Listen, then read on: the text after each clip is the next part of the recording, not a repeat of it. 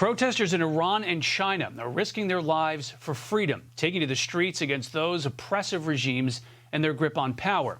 But as people there yearn for liberty, some are wondering, where is the leader of the free world? Our next guest wrote an opinion piece on the Biden administration's lack of response. He joins us now, Fox News contributor and former CIA station chief Dan Hoffman. Dan, I want to get into what you wrote here.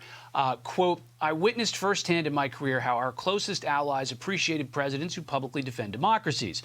The U.S. should never hesitate to use our immense soft power advantage against our adversaries. We should be as publicly supportive of those striving for liberty and freedom in China and Iran as we are vigilant about protecting human rights at home. So what's your evaluation of the administration and what should it be doing? Yeah, I just don't think our elected leaders are, quite frankly, doing enough to call out China and Iran for their massive human rights abuses.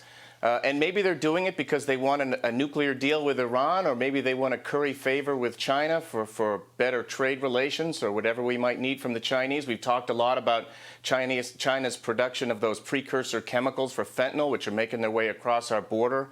And killing record numbers of Americans.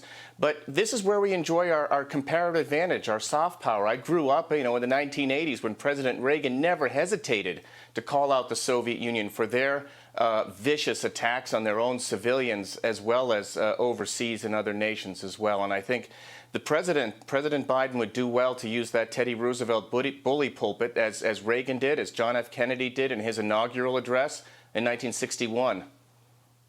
And we've seen divisions in both parties recently of wanting to move back from a more internationalist stage for less intervention from the United States.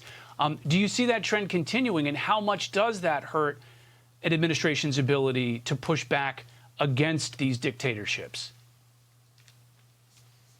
Well, I think it depends on what form our involvement with the rest of the world takes. And for sure, our country is war-weary after having fought for decades in Afghanistan and Iraq. But our engagement worldwide is a lot more than that. When I was at the CIA, we were responsible for detecting threats way out what we like to call left of boom before they're visited on our shores. Again, if you look at the fentanyl crisis, that's an opportunity for our intelligence community to find and to fix those Mexican cartels, and including the Chinese nationals working with them, and disrupt them along with our Mexican law enforcement partners before the fentanyl reaches our border. Again, we need to enhance and improve our border control for sure, and build physical barriers where necessary.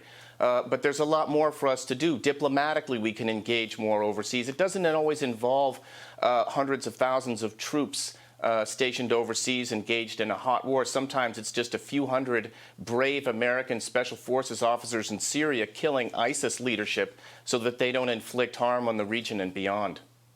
And Dan, real quick here, and you mentioned it, there's an article in the Wall Street Journal that Beijing has stopped cooperating, restricting some of the fentanyl coming to the United States as the U.S. has taken a more robust approach towards China. How does the U.S. thread that needle while being tough, standing up for protesters against an authoritarian regime, but getting Beijing to act when it's sending fentanyl to the Western Hemisphere? Look, social justice is universal. If we care about human rights at home, we've got to call out nations like China for violating human rights in their country.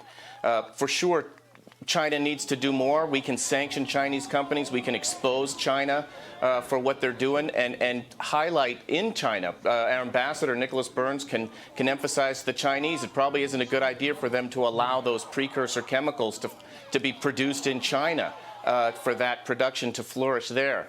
But at the end of the day, I think we need to be doing what I said, which is to hit those cartels in Mexico and not expect a whole lot from China. Look what they did with the coronavirus pandemic. They caused millions around the world to die, but it was a self-inflicted wound from which they're suffering economically and their health care right now. Dan Hoffman, thanks so much for joining us this morning. Very much appreciated.